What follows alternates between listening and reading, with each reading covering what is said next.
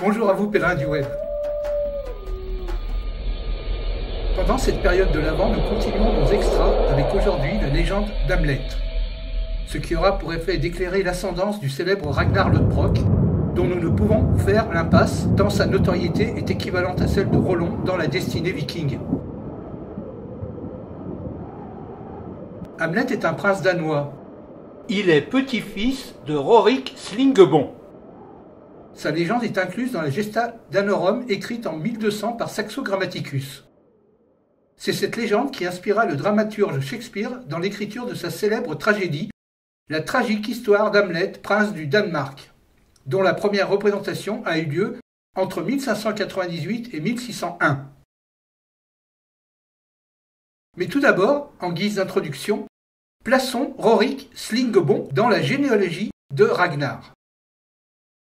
Rorik Slingebond est l'arrière-arrière-grand-père de Ragnar Lodbrok. C'est un roi légendaire dont le père ne serait autre que Od, le fils aveugle d'Odin, et qui est comparable à Pollux dans le panthéon grec ou Dhritarashtra dans l'épopée hindoue. Rorik est roi du Danemark et de la Sealand à la fin du 8e siècle, à l'époque où l'Angleterre voit la montée en puissance de la Mercie anglo-saxonne aux dépens de sa voisine du nord, la Northumbrie, laquelle se débat contre les incursions vikings incessantes commandées par le terrible Ivar Vidfam. Ce dernier offre sa fille Aude en mariage à Rorik, en vue d'incorporer les terres danoises à son empire. Ivar finit par tuer Rorik et Aude se réfugie avec leur enfant Harald Hildetand auprès de Radbard, roi du Gargariki, Novgorod, qu'elle épouse en deuxième noces. Harald Hildetand est élevé à Novgorod et, bien aimé par son beau-père, il reçoit son aide pour recouvrer le trône de Suède. Il n'a pas à attendre longtemps, car c'est à l'âge de 15 ans que le jeune Harald Hildetand est placé sur le trône de Suède, après la mort de son grand-père Ivar Vidfam, qui se noie dans la Baltique au cours d'une expédition punitive qu'il menait lancée contre sa fille fugitive. Malgré son jeune âge, Harald se révèle être un roi dynamique et puissant, et, à peine en 9 années, il parvient à réunir la Suède, le Danemark, la Norvège, la Prusse, la Northumbrie et la Russe de Kiev. On ne connaît pas la date de sa mort, mais sans doute fut-elle précoce vers 804, date à laquelle se distingue au Danemark un farouche opposant à Charlemagne en la personne de Godfred. Celui-ci est le fils du roi Tolai du Jutland, Siegfried Ier, lequel entretenait de bonnes relations diplomatiques avec Charlemagne comme contrepoids à la puissance suédoise de Harald Hildetand. Harald Hildetand eut plusieurs fils. Anulo, l'aîné, qui meurt en 812 au cours d'une bataille épique contre Siegfried II, fils aîné de Godfred. Harald Klak, que nous avons évoqué dans la vidéo 01B2A, qui traite des premiers raids vikings, réfugié politique dès 813 à la cour de Charlemagne et qui, plus tard, en 828, christianisé, devient un vassal de Louis Ier le Pieux, chargé de reprendre la défense de Dorestad à la mort de son frère Hemming de 837, et puis qui meurt honorablement sous le règne de Lothaire Ier en 852 en tant que comte de la Frise. Raginfrid est le troisième garçon de Harald Hildetand. À la mort d'Anulo en 812, il continue le combat contre la maison danoise de Godfred, tandis que son frère Harald Klak se réfugie à la cour de Charlemagne où se trouve le benjamin de la fratrie. Raginfrid décède rapidement au combat 2 ans plus tard, en 814. Enfin, Hemming, le benjamin de la fratrie. Il est donné en otage à Charlemagne en 812 qui le nomme duc de la Frise. Hemming décédera en 837 lors d'un des nombreux pillages danois contre Dorestad. Pour sa part, Godfred eut 2 garçons, Siegfried II l'aîné, qui meurt en 812 au cours de l'épique bataille contre Anulo, le fils de Harald Hildetand, et Horik Ier le cadet, qui le remplace sur le trône du Danemark de 812 jusqu'à sa mort en 854.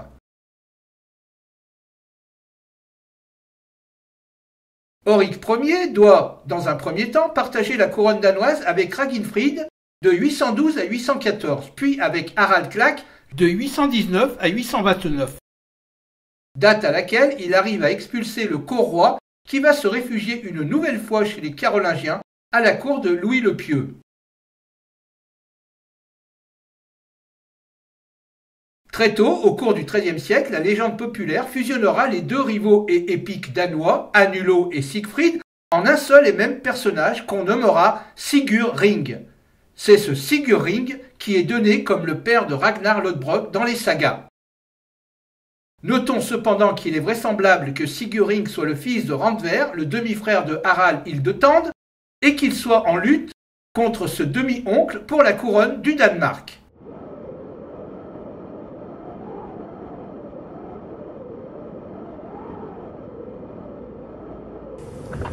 La situation à nos frontières est grave. Le prince de Norvège, Fortinbras, se prépare en secret à nous envahir.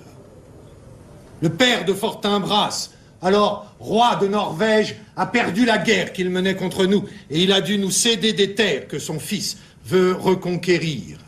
Ce prince norvégien veut venger son père. On m'en a averti. C'est pourquoi j'ai dû épouser la reine si brusquement. Le Danemark a besoin d'un roi fort qui le protège de ses ennemis héréditaires. Hamlet, mon jeune neveu, porte le même prénom que son père, mais il n'a pas son caractère. Je saurais mettre bon ordre à tout cela. J'ai dépêché mes ambassadeurs en Norvège et j'attends leur retour. Être ou ne pas être? C'est la question. Quel est le choix le plus noble? Subir la cruauté du destin ou prendre les armes contre cet océan de souffrance qui nous assaille et y mettre fin? Mourir? Dormir? Rien de plus. Mourir. Dormir. Rêver peut-être. Ah, rêver. Si dans le sommeil de la mort il y a des rêves, à quoi ressemblent-ils? À quoi? Voilà ce qui nous arrête. Lequel d'entre nous supporterait le mépris des autres, les injures du plus fort, l'humiliation de la misère, les angoisses d'un amour dédaigné, les lenteurs de la loi, l'insolence du pouvoir? S'il pouvait en être quitte d'un simple petit coup de poignard?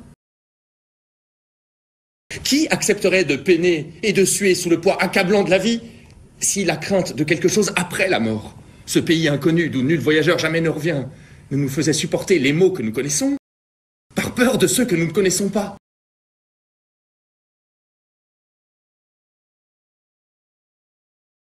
Mon crime fermente et bouillonne en moi. Mon odeur monte jusqu'au ciel. Le meurtre d'un frère. La première de toutes les malédictions, la plus terrible. Prier, je ne peux pas. Y a-t-il pas assez de pluie dans les cieux pour laver ma main et la rendre blanche comme neige? À quoi sert la miséricorde divine si elle ne peut s'approcher du crime? À quoi sert la prière si ce n'est à nous retenir avant la chute, à nous pardonner après? Je lève les yeux au ciel. Ma faute appartient au passé. Pardonnez-moi mon meurtre insensé. C'est impossible, puisque je suis toujours possesseur de ce pourquoi j'ai commis ce meurtre. Mon royaume et ma reine. Y a-t-il un pardon pour celui qui garde les bénéfices du crime? Dans ce monde, la main du crime, lorsqu'elle est pleine d'or, peut faire dévier la justice et acheter la loi. Mais là-haut, essayons ce que peut le repentir. Que ne peut-il pas? Que peut-il pour celui qui ne peut pas se repentir? Ange du ciel, aidez-moi, je m'agenouille, je demande pardon. Puisse tout bien finir. Je puis agir à présent. Justement, il est en prière. Il n'a pas besoin d'autre chose, mon client. Pourtant, je crois que tu l'occupes, ce trou. En ce sens que tu es dedans. Vous êtes dehors et vous ne l'occupez pas. Moi, je ne suis pas dedans, mais cependant, je l'occupe. Tu veux me mettre dedans en me disant que tu l'occupes. Cette fosse n'est pas faite pour un vivant, mais pour un mort. Non, c'est vous qui voulez me mettre dedans en me disant que je suis dedans. Pour quel homme creuses-tu ici? Ça n'est pas pour un homme, monsieur. Pour quelle femme alors? Ce n'est ni pour un homme ni pour une femme, monsieur. Qui va-t-on enterrer là? Une créature qui était une femme, monsieur. Mais que son âme soit en paix, elle est morte. Depuis combien de temps es-tu fossoyeur? Oh, je me suis mis au métier le jour fameux d'entre les jours où feu notre roi Hamlet avait gagné la guerre contre le roi de Norvège. Combien d'années? C'était le jour même où est né le jeune Hamlet. Celui qui est fou et qui a été envoyé en Angleterre. Oui, da. Et pourquoi a-t-il été envoyé en Angleterre? Bah parce qu'il était fou. Il retrouvera sa raison là-bas. Et s'il la retrouve pas, il n'y aura pas grand mal. Non. Pourquoi? Bah c'est parce que là-bas, tous les gens sont aussi fous que lui. Et comment est-il devenu fou? Eh bien en perdant la raison, pardi. Sous l'empire de quelle cause? Tiens, sous l'empire du roi de Danemark. J'ai été fossoyeur ici pendant 30 ans, monsieur. Combien de temps un homme peut-il rester en terre avant de pourrir? Ma foi, s'il n'est pas pourri avant de mourir, bon, il peut vous durer 8 à 9 ans. Un tanneur vous durera 9 ans. Pourquoi? Ah, c'est que sa peau est si bien tannée par le métier qu'il a fait qu'elle prend pas l'eau avant longtemps. Vous savez que l'eau est le pire ennemi de notre corps mort. Tenez, voici un crâne, monsieur. Eh bien, ce crâne a été en terre 23 ans. À qui était-il? Un fou né d'une putain. Vous devinez? Ma foi, je ne sais pas. Un jour, il m'a versé un flacon de vin sur la tête. Ce crâne, monsieur, c'était le crâne de Yorick, le bouffon du roi. Yorick, le bouffon du roi? Yorick, le bouffon du roi? Celui-là même. Et c'est l'heure. Je l'ai connu, Horatio. C'était un homme d'une verve infinie, d'une fantaisie exquise. 1000 fois, il m'a porté sur son dos. Et maintenant, quelle horreur. Mon cœur se soulève. Ici étaient ces lèvres que j'ai tant de fois baisées. Où sont tes plaisanteries? Tes chansons? Tes imitations? Et ces histoires qui secouaient de rire toute la table? Tu n'as plus de mots pour te moquer de toi-même. Va trouver madame dans sa chambre. Et dis-lui qu'elle aura beau se mettre une épaisse couche de fard. Il faudra qu'elle en arrive à cette figure-là. Fais-la rire avec ça. Horatio, dis-moi une chose. Quoi, monseigneur? Crois-tu qu'Alexandre ait eu cette mine-là dans la terre? Oui, sans doute, monseigneur. Horatio, qui empêche l'imagination de suivre la noble poussière d'Alexandre jusqu'à ce qu'on la retrouve bouchant le trou d'un tonneau? C'est un peu tiré par les cheveux. Non, ma foi. Alexandre est mort. Alexandre a été enterré. Alexandre est retourné à la poussière. La poussière, c'est de la terre. Avec la terre, nous faisons de l'argile. Et avec cette argile, qui nous empêcherait de sceller un baril de bière? Et là, j'improvise. César Imperator, mort, devient boue, boue qui va boucher un trou dans un mur abîmé. Alors, une pincée de terre, qui était la terreur du monde entier, nous sauve d'un courant d'air.